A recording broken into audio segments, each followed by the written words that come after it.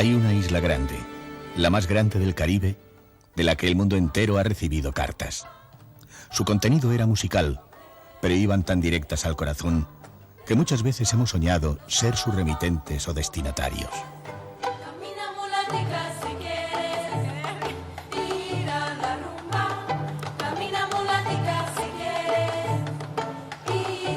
En contacto con los cubanos, el recién llegado pronto se dará cuenta de que aquellas canciones no son simples palabras endulzadas con música, sino que detrás de ellas hay todo un modo de sentir la vida.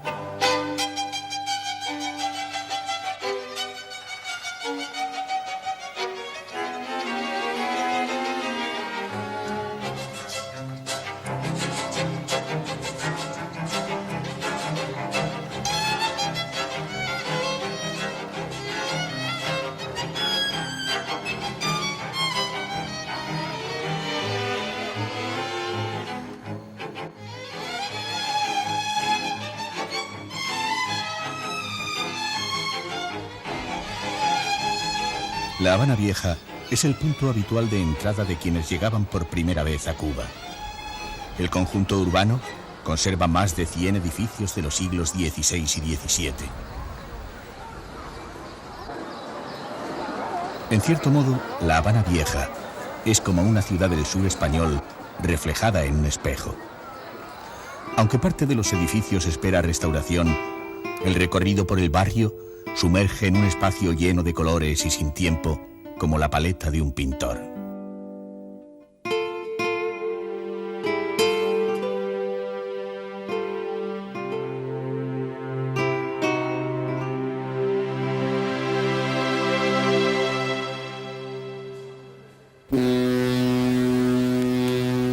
El ambiente que crea esta parte de la ciudad transporta al viajero a la época en que La Habana era punto de concentración de los barcos que venían de España cargados de víveres para repartir en sus asentamientos americanos y volvían con productos por entonces exóticos como el maíz, la patata, el cacao o el tabaco.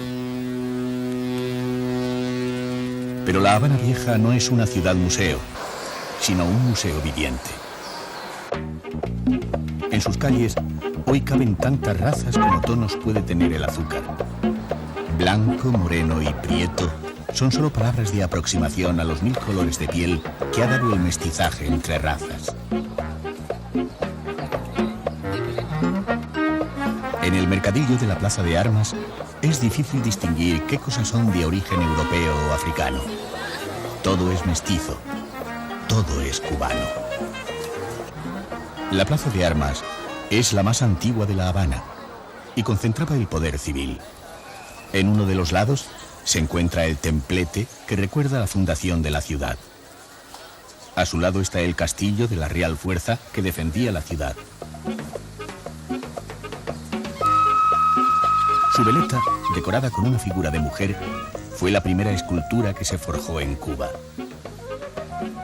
Completan el cuadrado de la plaza el Palacio del Segundo Cabo y el de los Capitanes Generales. Este último fue sede del gobierno de la isla en tiempos de la colonia y después de la independencia se convirtió en palacio presidencial. Quien se detenga en la plaza de la Catedral acabará sintiendo entre columnas, volutas y otros recursos decorativos una grata sensación de armonía.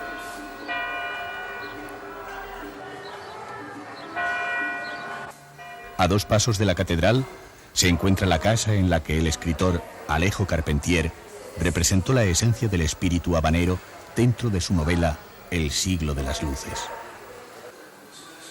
Justo al lado está la bodeguita del medio. La fama de esta modesta bodega se debe a que en ella nació el mojito, un combinado de ron, limón, azúcar y menta conocido en todo el mundo.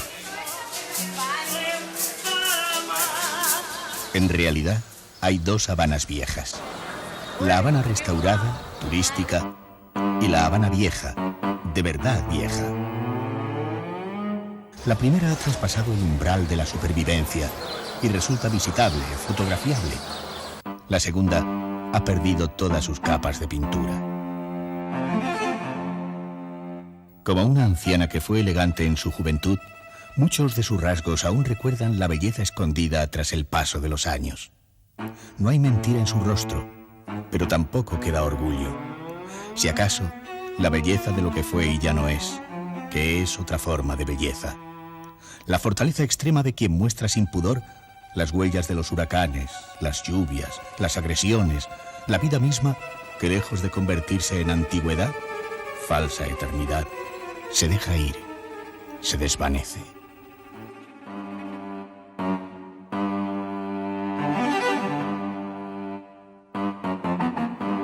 Muchos turistas reniegan esas zonas y las guías de turismo ni las mencionan.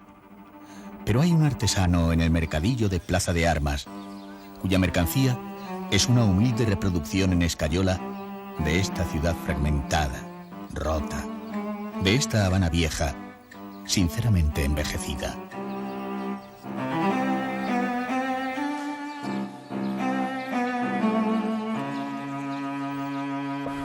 Una nueva peregrinación literaria comienza en otro de los establecimientos más conocidos de Cuba, el Floridita, inmortalizado por Hemingway en alguna de sus novelas.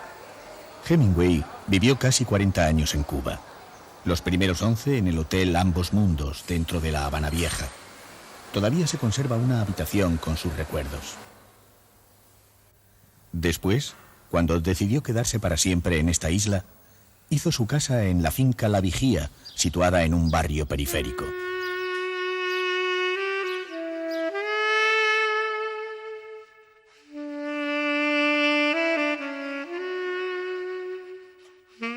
En La Vigía todo permanece como él lo dejó al salir para Estados Unidos, donde acabaría suicidándose.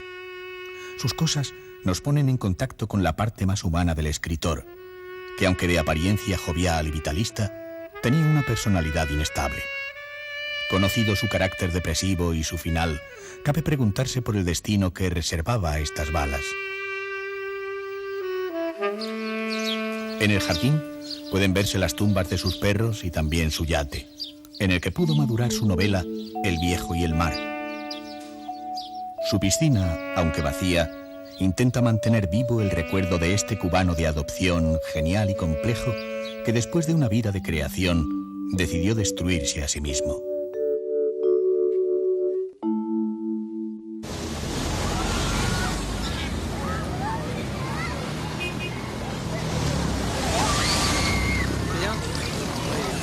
Al abandonar la Habana Vieja, puede verse el faro del Morro al otro lado de la bahía. Este es el faro más viejo de la República de Cuba. Tiene 152 años trabajando con esta máquina de rotación de origen francés.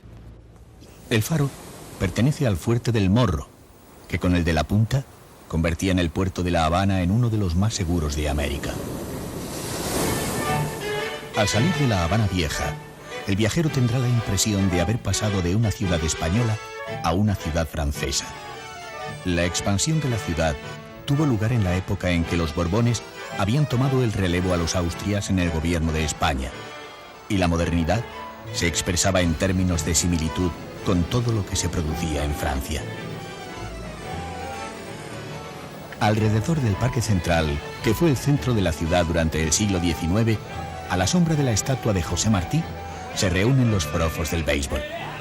El nombre del lugar es bastante elocuente: La Esquina Caliente. Todo el mundo lo veía bien. ¿Cómo lo voy a aplaudir?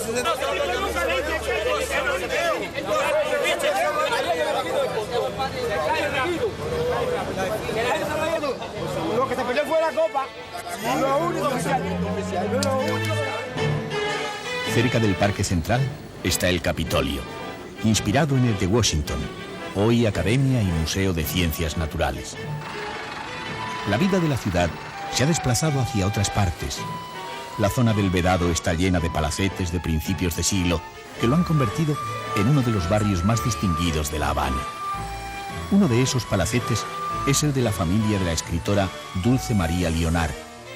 Aquí estuvo Lorca cuando vivió en Cuba durante varios meses.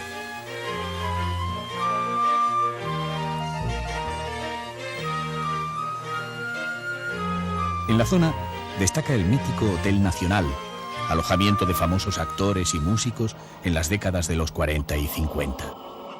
La Plaza de la Revolución es el centro de la vida política actual. En su gran explanada Tienen lugar los desfiles militares y las grandes concentraciones.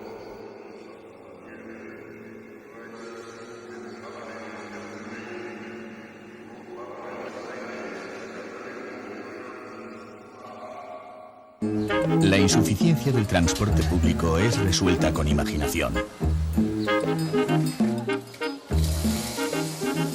Frecuentemente, los cubanos hacen autostop, que aquí se llama pedir botella.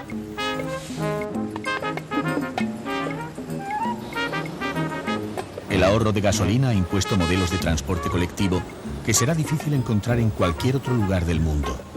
El más popular se llama camello. El más particular se llama ciclobús, y su función es trasladar ciclistas de un lado a otro de la bahía, ya que el túnel que la atraviesa prohíbe, por seguridad, el paso de vehículos de dos ruedas. Otra solución imaginativa la constituyen los bicitaxis, que resuelven por medio de pedales la escasez de carburante. Uno de los aspectos chocantes en Cuba es el alto número de coches antiguos que circulan por las calles.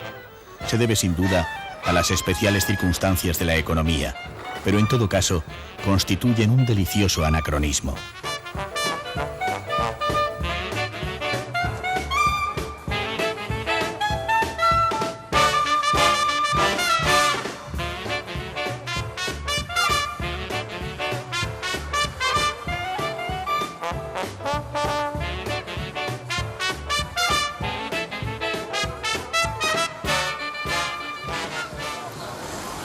Los cubanos adquieren todo lo básico en la bodega que les tiene asignada el Estado.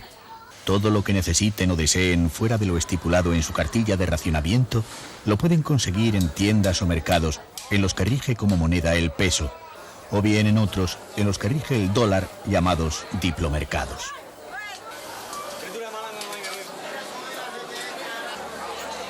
La práctica totalidad de lo que adquiera el visitante extranjero tendrá que pagarlo en dólares, incluidas las facturas de los paladares, pequeños y populares restaurantes particulares.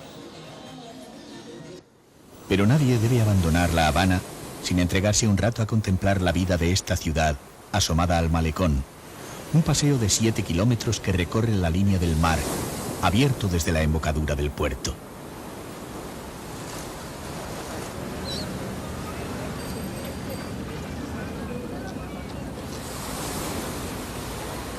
En el malecón, la vida de La Habana se manifiesta marinera en una ciudad donde, paradójicamente, el pescado tiene poca presencia. La modalidad de pesca más común es la de sedal, pero también se da la que se realiza mar adentro sobre balsas neumáticas.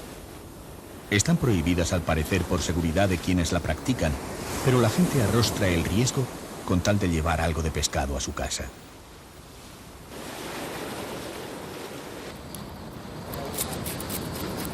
Por la tarde, el malecón se convierte en un espectáculo en el que la gente es a la vez espectador e intérprete. Aquí concurren los muchachos que juegan en el mar como delfines, los padres que sacan a sus hijos de paseo, los novios que se susurran arrumacos entre oleadas de tráfico y el rumor del agua, y también quienes necesitan expansionarse hablando con cualquiera, no importa con quién, porque el cubano es comunicabilidad a flor de piel. Cuando el sol se pone definitivamente, el viajero puede disponerse a conocer Cuba, convencido de que ha vislumbrado el verdadero espíritu de La Habana.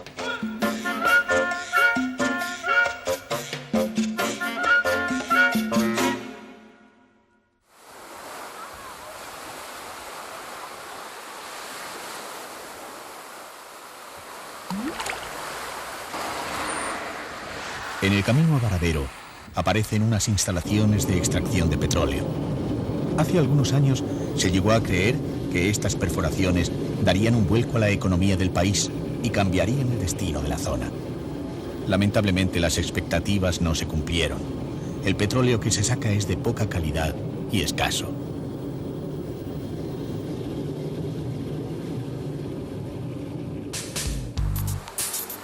Varadero es una península de 18 kilómetros de largo y apenas 1 kilómetro de ancho. Su propia configuración invita a pensar que se está en un mundo aparte.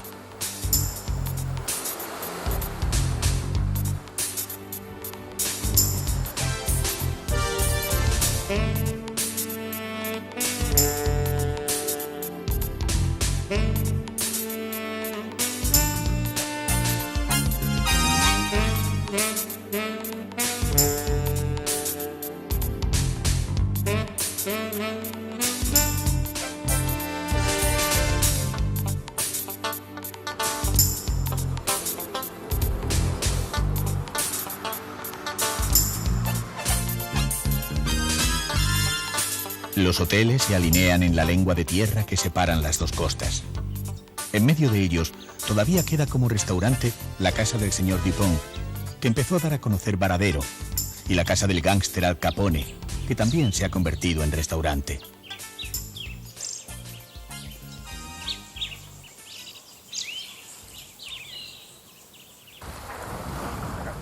En Varadero, a pesar de la afluencia de visitantes, no es difícil encontrarse con zonas solitarias. Desde la playa es fácil ver que estos dos hombres no son los únicos que les gusta la pesca.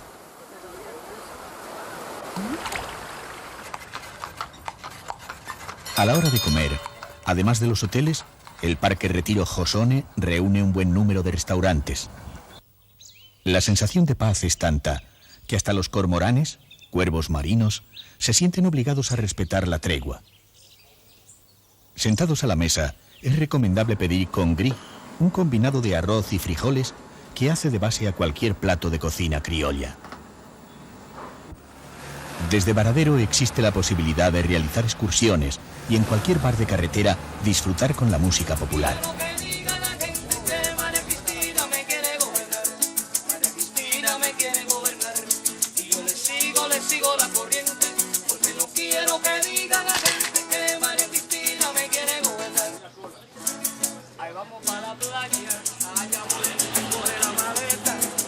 En dirección sur, pronto se llega a la península de Zapata, que es la mayor reserva natural de Cuba, ya que la mayor parte del territorio lo ocupa una ciénaga. En el sitio llamado La Boca, se visita una granja poco común.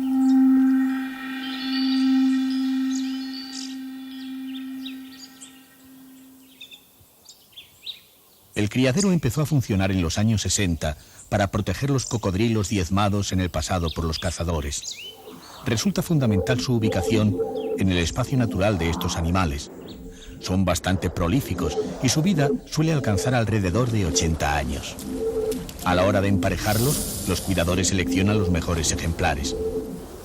Gracias al criadero, el parque cuenta actualmente con una población de varios miles de ejemplares.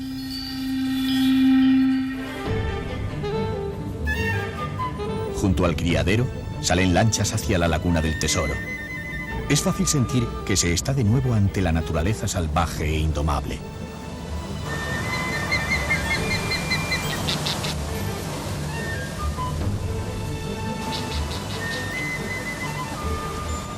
Al otro lado de la laguna se encuentra el centro Guamá, que imita la estructura de un poblado taíno. Los taínos fueron un pueblo precolombino que habitó la parte oriental de la isla. Un hotel compuesto por bungalows asentados en islotes da cobijo a los turistas amantes de la naturaleza. La quietud y el silencio del lugar emanan una magia atrayente que invita a quedarse.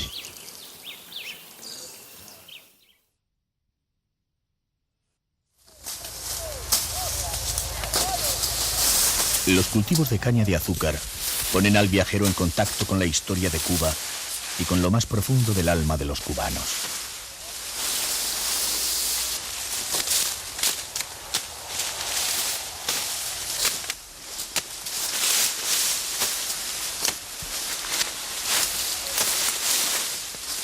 La falta de combustible en los últimos años ha reducido el área de cultivo y ha devuelto la dureza de otro tiempo a la recolección.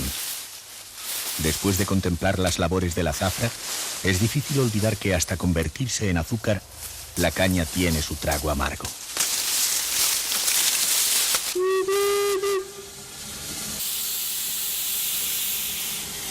En tiempos en que la isla era colonia española, la caña de azúcar hizo posible la primera línea férrea, cuando este medio de transporte aún no se había inaugurado en España.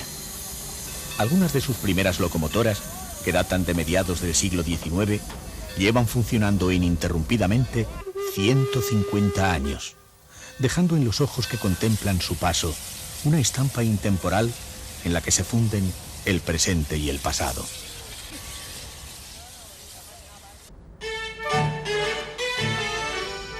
En el pasado, las haciendas de este área eran de tamaños inabarcables.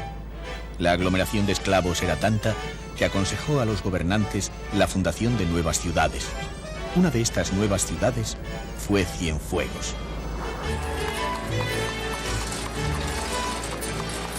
Lo primero que llama la atención de quien llega a Cienfuegos es la proliferación de palacetes caprichosos que se levantan alrededor de la bahía de Jagua. En uno de ellos, que sorprende especialmente por su extravagancia y originalidad, se celebran actualmente banquetes de bodas. Es el Palacio del Valle.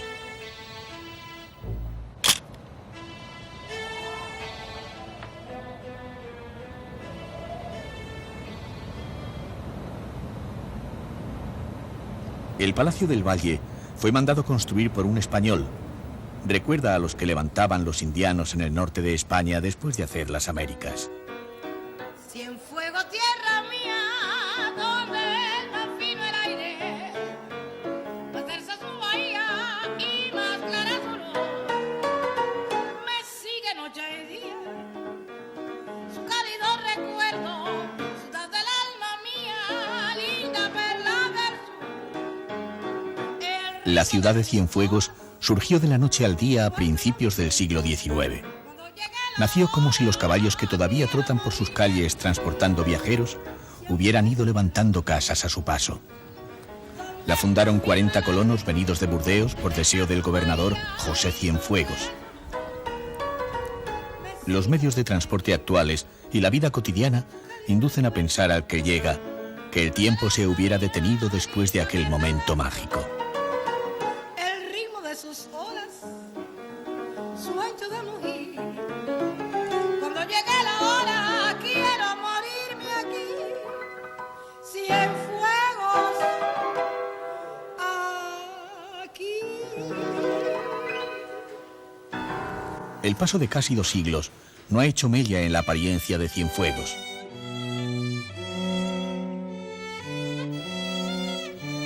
Los edificios que circundan el Parque José Martí se presentan tan limpios y brillantes que parece que aún no hubieran sufrido la acción del sol ni la lluvia, como si estuvieran recién acabados de pintar. El conjunto que rodea la estatua de Martí está considerado monumento nacional. Cienfuegos vivió su época de esplendor en los comienzos de este siglo. Al atardecer es hora de pasear por el malecón o Punta Gorda, donde la contemplación del horizonte produce una sensación de nostalgia imprecisa. Mirando la puesta de sol, es fácil llegar a la conclusión de que muchas cosas en Cuba son como Cienfuegos. Surgen de repente, como los boleros, intentando fijar en el tiempo un momento fugaz e intenso.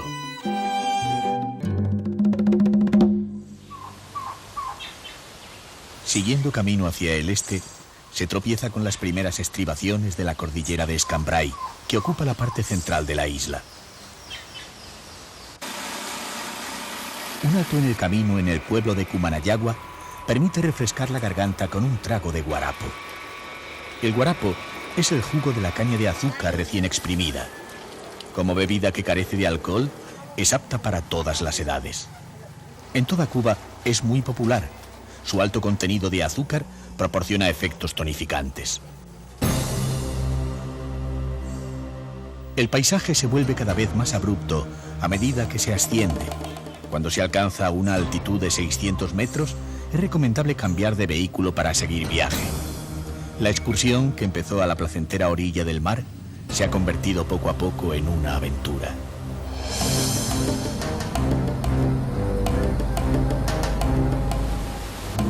La Cuba que se descubre parece inexplorada. En el sitio del nicho, el silencio solo lo rompe el rumor continuo del agua.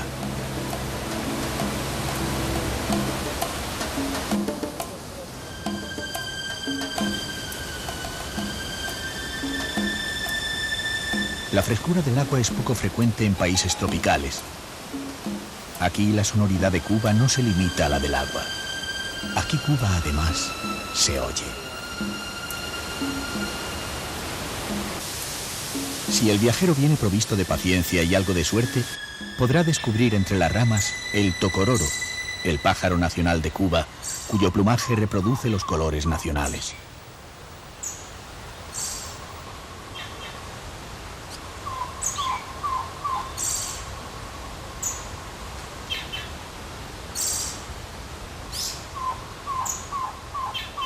Por primavera, un ejército de cangrejos desciende la cordillera de Escambray en busca del mar para anidar.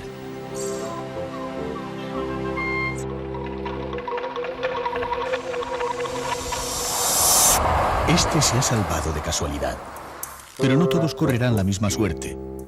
Una toxina hace que no sean aptos para el consumo humano, pero alimentan sobradamente a las auras tiñosas.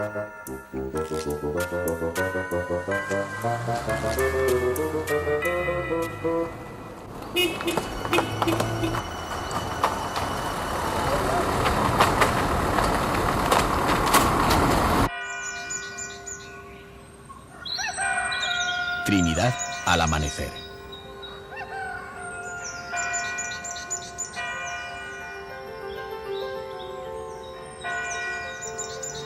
Lo primero que sorprende al llegar a Trinidad es su conjunto colonial inalterado que parece surgir de repente de un pasado remoto.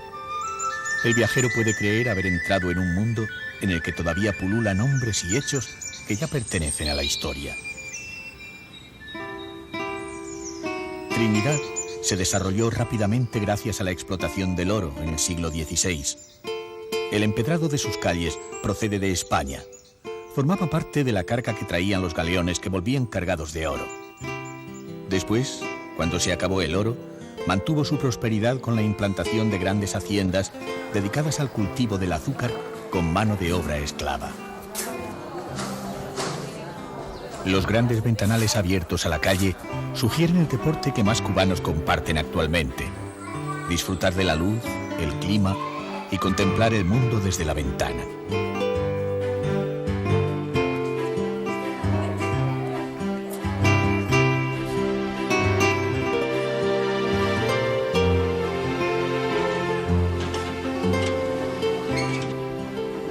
Este Ford de 1928 forma parte del paisaje callejero.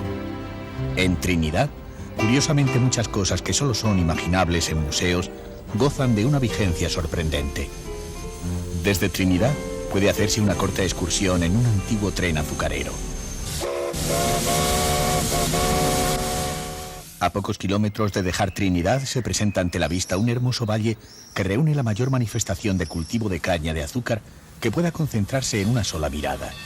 Se llama el Valle de los Ingenios, porque en el pasado llegó a reunir 65 ingenios de los 120 que funcionaban en toda Cuba.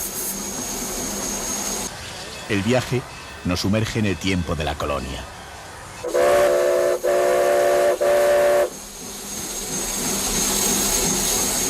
Los ingenios se alimentaban con mano de obra esclava bajo un régimen patriarcal. El viajero cree ver en todo lo que desconoce a lo largo del camino indicios de aquel sistema de explotación afortunadamente extinguido. Por ejemplo, creerá ver jaulas para esclavos en lo que realmente son centros de acopio de caña cortada todavía en uso. En el viaje se visita la hacienda Iznaga. La casa principal era el centro de un poder cuyo símbolo era la torre. Desde ella se hacía sonar la campana para dar las órdenes y se vigilaba a los trabajadores.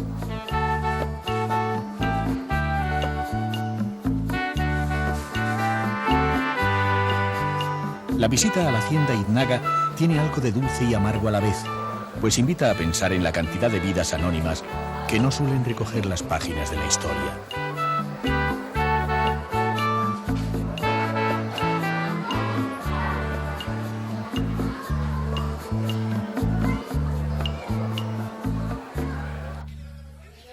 Quien vuelva a Trinidad después de visitar el Valle de los Ingenios se encontrará con una población que ha dejado de estar mediatizada por la presencia de los visitantes y ocupa las calles, ya sea paseando, hablando o jugando.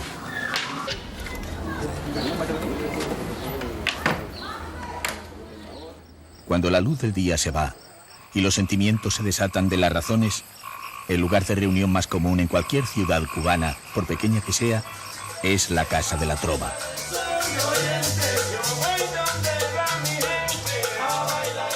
Estos centros culturales son tribunales populares de la música cubana y punto de cita imprescindible para sus degustadores. Puede haber auditorios más reputados en el mundo del espectáculo, pero no más entendidos en el arte de hacer música. Aquí, además, la música no solo se entiende, sino que también se vive.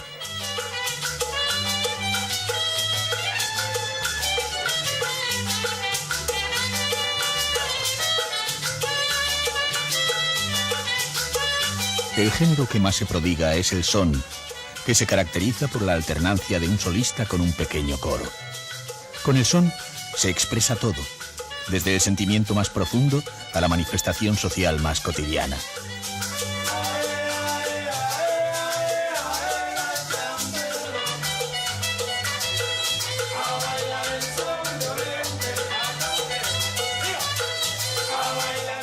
Escuchando música en una casa de la trova, se llega al convencimiento de que en Cuba no hay sentimiento que no se haya expresado con música.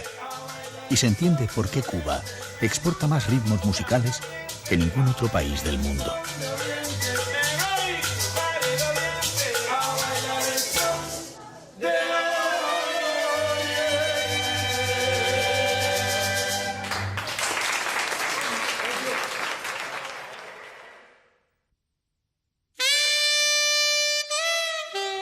Una de las cosas por las que Cuba es conocida en todo el mundo es por sus tabacos.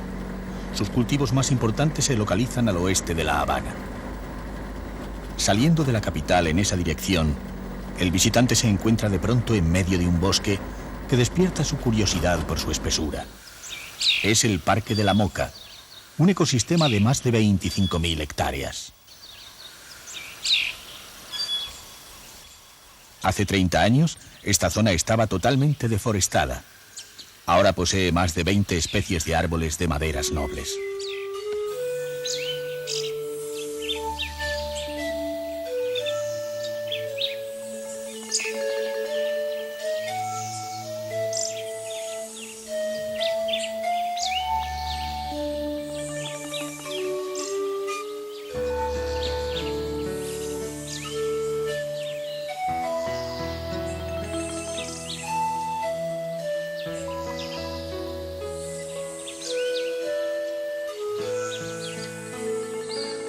Una laguna artificial, creada por embalse de las aguas del río San Juan, permite realizar paseos en barco, aunque lo que prima en estos parajes es andar.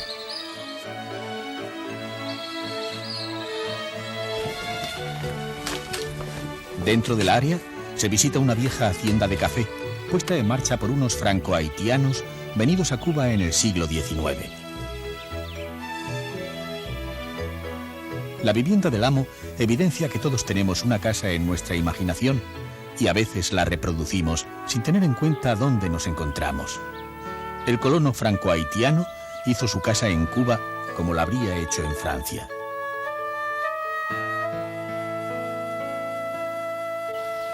El pueblo de las Terrazas, una comunidad campesina de apenas 1000 habitantes, ha quedado comprendido dentro del área protegida. A los ojos del visitante, nada ha cambiado la declaración de reserva de la biosfera. La gente sigue viviendo igual, incluso sus viviendas mantienen el modelo tradicional. Techos de palma cana y en el interior tabiques sin cerrar arriba y puertas enfrentadas para facilitar la ventilación. Todo como si la declaración de reserva comprendiera la congelación de un modelo de vida.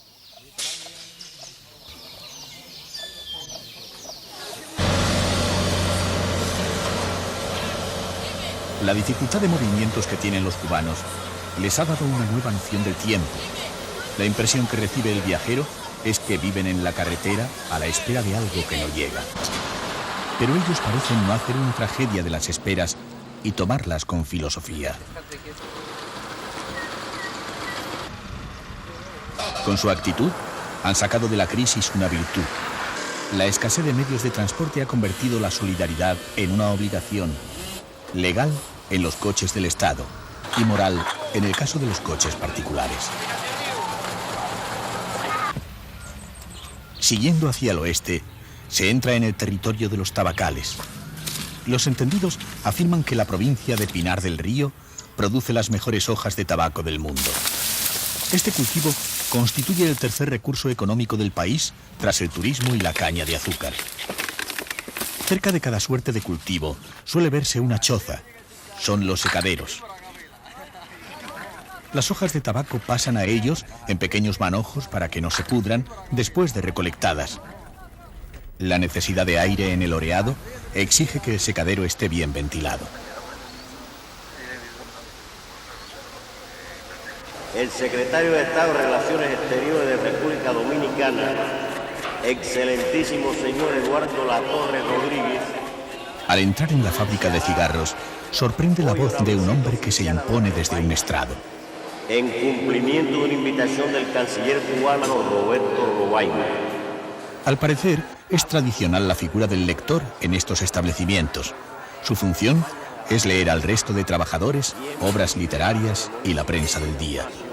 Su voz envolvente llena la sala como si fuera humo y parece hacer más llevadero el trabajo manual, repetitivo y monótono. Tendrá conversación en la sede del Minrey y visitará centros de interés histórico y turístico de la capital.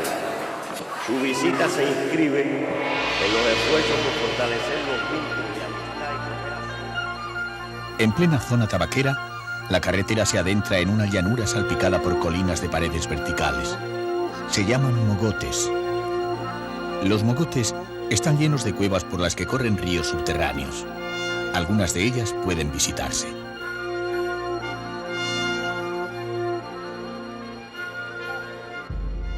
En algunas se escondían los cimarrones, que eran esclavos que escapaban de la tiranía de sus amos. El viajero se pregunta qué clase de crueldad les obligaría a preferir vivir en estas penosas condiciones. Dentro de las cuevas, el guía estimula la imaginación del visitante para que crea ver en las formas caprichosas de las paredes figuras ilusorias. Cabe imaginar que se está realizando el viaje al centro de la Tierra de Julio Verne, pero también pensar en la vida angustiosa de los cimarrones que, condenados a vivir en este oscuro laberinto, en una isla, su viaje hacia la libertad resultaba un viaje a ninguna parte.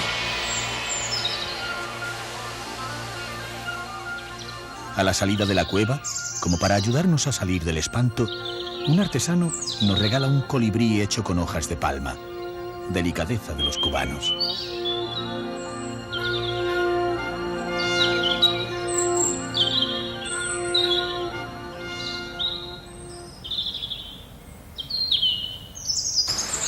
A los pies de los mogotes, en medio de la llanura, se encuentra el pueblo de Viñales.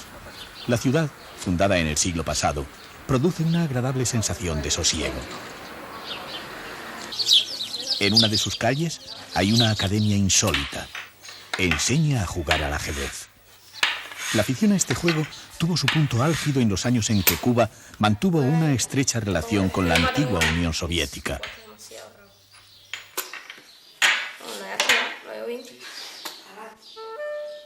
Esta es la zona más lluviosa de la isla. Por eso está llena de porches. Pero llama la atención que bajo sus tejados siempre hay mecedoras. La mecedora es un arte de quietud y balanceo, relax y movimiento. La mecedora parece hecha para regresar a la infancia. Es lo más parecido en el mundo de los adultos a la cuna, el regreso a la madre. El ritmo del balancín ¿no es otro modo de hacer música? Raramente las mecedoras se ven solas. Generalmente se dan de dos en dos. Sueño compartido. Diálogo al final de la tarde.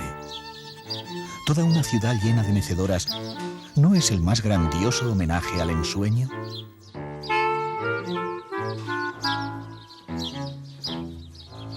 A unos pocos metros, una niña juega con una planta curiosa.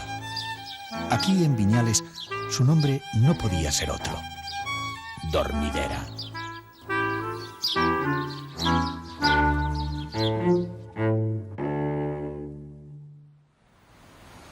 Una carretera levantada sobre el mar en la costa norte une desde hace poco la isla de Cuba con Cayo Coco.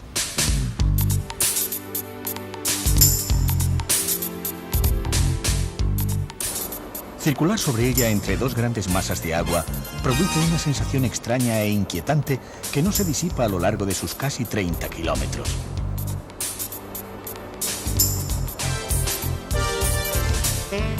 Los cayos son islas rasas y arenosas. Muchos han permanecido vírgenes hasta fechas muy recientes.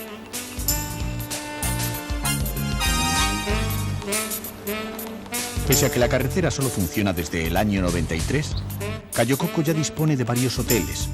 Algunos reproducen incluso ambientes tradicionales de Cuba. Las playas habilitadas, bellísimas, tienen el aliciente añadido de estar lejos del resto del mundo.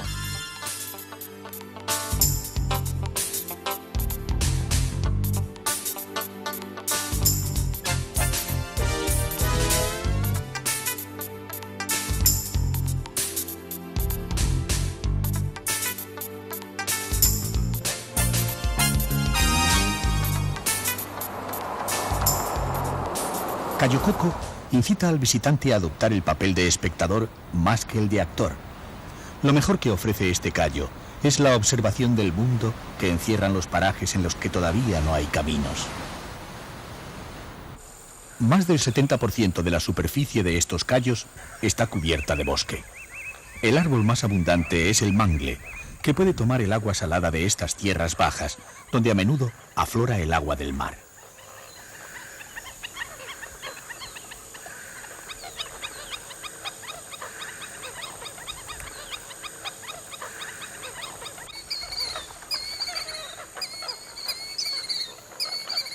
Pero la espesura está compuesta de un mundo complejo de especies en el que sobresalen por su altura la palma cana, muy común en Cuba y cuyas hojas hacen de techo a las casas tradicionales, y el yuraguano de costa, que es una palmera autóctona en cuyas hojas la naturaleza ha extremado su belleza.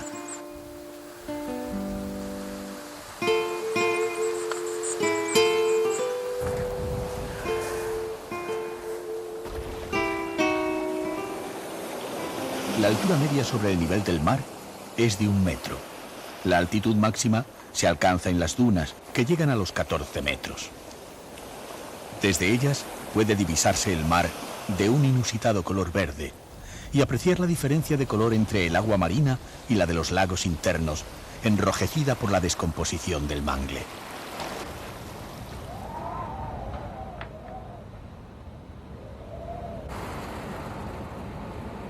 Si el viajero decide madrugar, y más si contrata los servicios de un guía, podrá disfrutar de un encuentro con la naturaleza sin precedentes.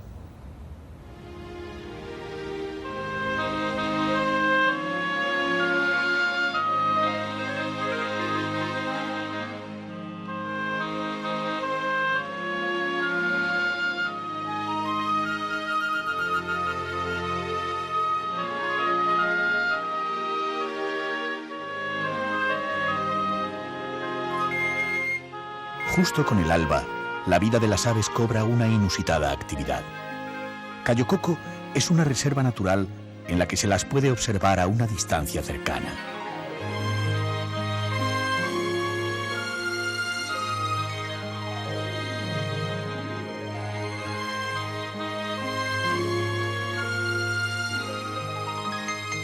En comunidad conviven cormoranes, alcatraces, varios tipos de garzas, gallaretas de pico blanco y patos salvajes, entre cientos de especies en los que destacan los pájaros coco, que dan nombre a este cayo.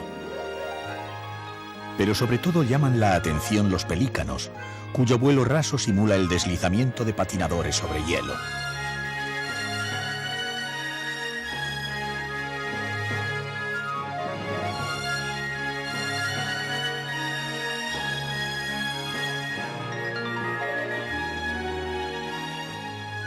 Lo que parece una nube rosa propia del amanecer no es sino una línea en el horizonte donde conviven miles de flamencos. Asustados por el ruido de coches y camiones que van a las obras de nuevos hoteles, los flamencos se alejan más y más de la presencia del hombre. Cayo Coco es actualmente un paraíso, un mundo nuevo recién conquistado por el hombre. La apertura del aeropuerto permite que lo disfrute más gente. Pero justamente por eso, todavía hay muchas cosas que hacer para proteger este paraíso natural. De no ser así, la inmensa riqueza salvaje del Cayo, que puede disfrutarse hoy, no lo disfrutará nadie.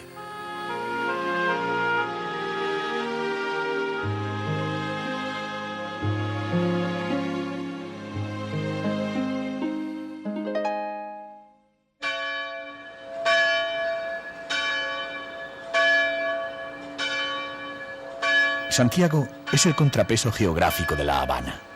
Está situada en el sureste de la isla, donde según los cubanos está lo más caribeño de Cuba. La palabra caribeño comprende muchas cosas, pero desde luego 3 conceptos: ingenio, ruido y calor. La impresión que se tiene al tomar contacto con Santiago es que la gente hirviera en una olla a presión. ¡Vamos, grito! Apenas se anuncia una salida desde las piqueras, que así se llama a las paradas de transporte público, la gente abarrota el vehículo, cualquiera que sea su tipo. El santiaguero sube a todo lo que esté en condiciones de moverse. Santiago es acción, bullicio y movimiento.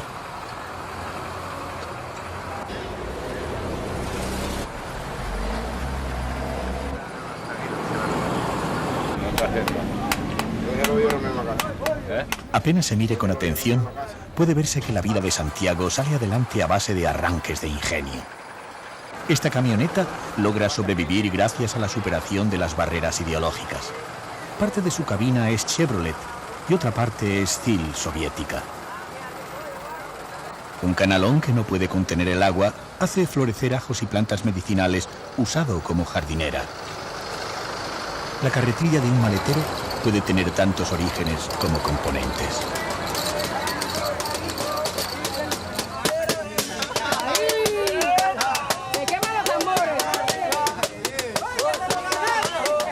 En el mercadillo popular, los artesanos ofrecen versiones caseras de objetos caros, incluido repuestos para electrodomésticos viejos.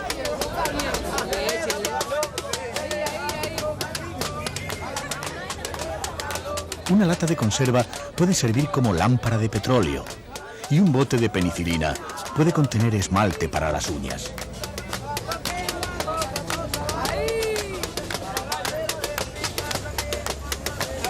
La coyuntura económica de Cuba no es envidiable, pero la gente, antes que encomendarse a ningún dios, pone de manifiesto que la felicidad es una sensación que se consigue con una actitud ante la vida a la que no es ajena la imaginación. Al visitante no le será difícil sorprender en la calle una celebración. En muchos pueblos de América se celebra la fiesta de los 15 años, que equivale a un reconocimiento social de mayoría de edad. En Santiago, además, se celebra la de los 5 y la de los 10.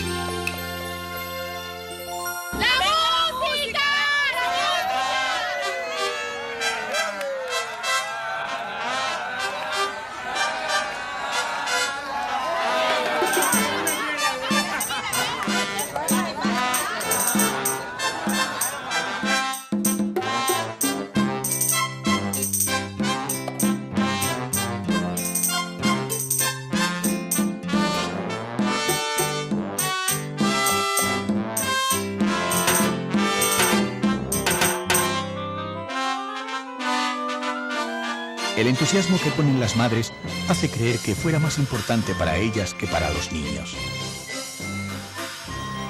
Naturalmente la música no podía faltar, aunque haya que improvisarla. En fin, en Santiago lo importante es celebrar.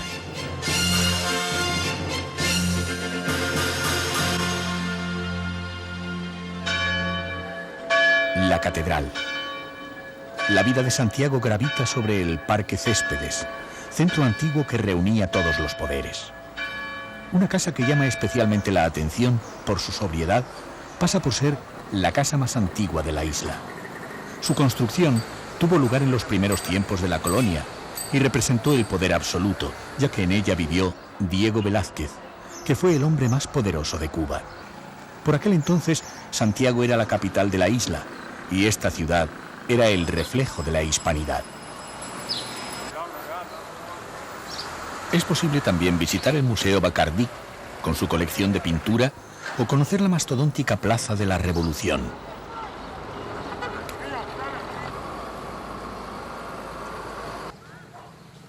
No demasiado lejos está el cuartel Moncada, hito en la Revolución cubana, hoy reconvertido en escuela.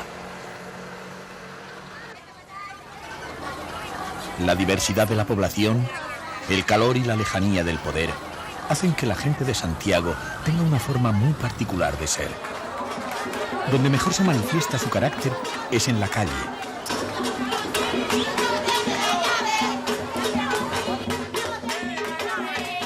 Con la espontaneidad de su gente, convierten su vida en fiesta a cualquier hora del día.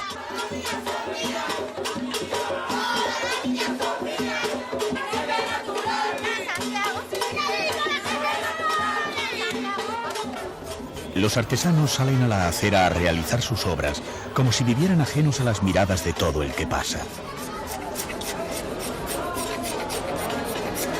Yo trabajo a mi gusto, porque no trato de metalizar, ¿me entienden? Si no, todo se vuelve comercio y la artesanía se queda atrás. Y con eso voy perdiendo yo y pierde la artesanía. Trabajan maderas nobles, principalmente ébano, granadillo y guayacán negro. La mayoría son autodidactas que han aprendido en la calle para algo más que ganarse la vida.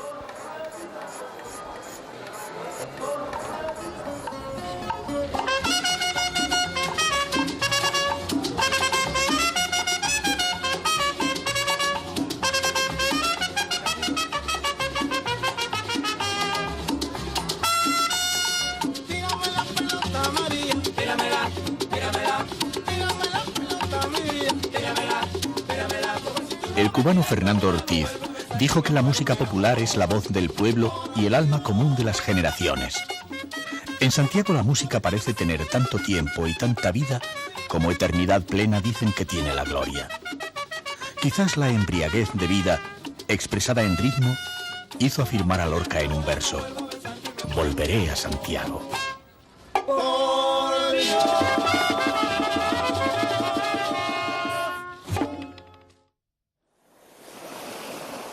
De regreso a La Habana, consumiendo las últimas horas antes del vuelo de vuelta, al dar un último paseo, el sonido de la música nos arrastra al interior del convento de San Francisco.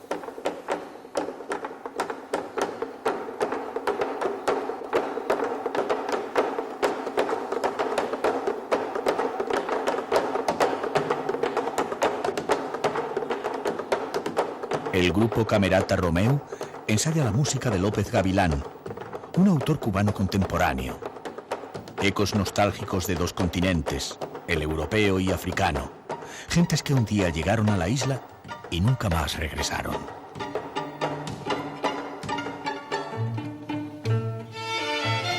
Cuando el viajero prepara la maleta de vuelta a su país, ya sabe que algunas fotografías que tomó en su viaje proceden de otra época remota, cercana a su infancia o a la infancia de sus abuelos.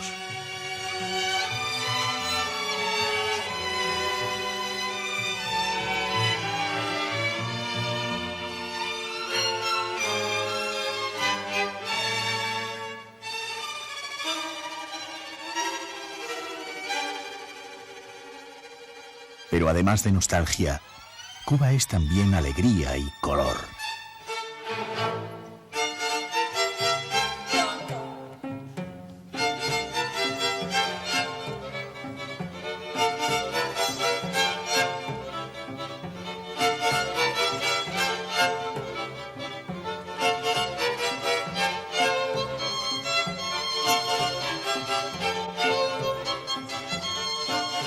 Cuba es playas, sol y música, pero sobre todo seres humanos.